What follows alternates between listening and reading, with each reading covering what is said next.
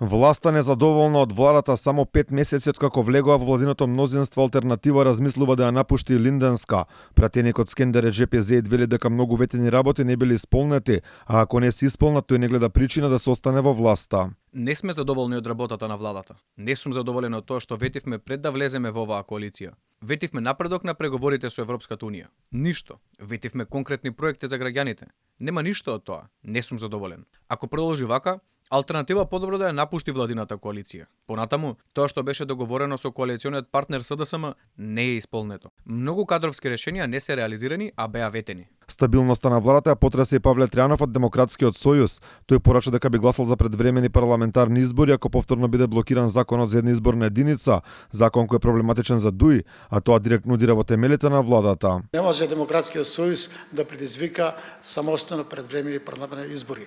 Ако има таква иницијатива, јас како представник на Демократскиот сојуз ќе гласам за предвремени парламентарни избори доколку повторно биде блокиран законот за една изборна единица. Очекувам партиите што сме подписнички на предлогот на измените на изборниот законник да обстојат на овој цврст став дека мора овој процес да се забрза и да се донесе законот.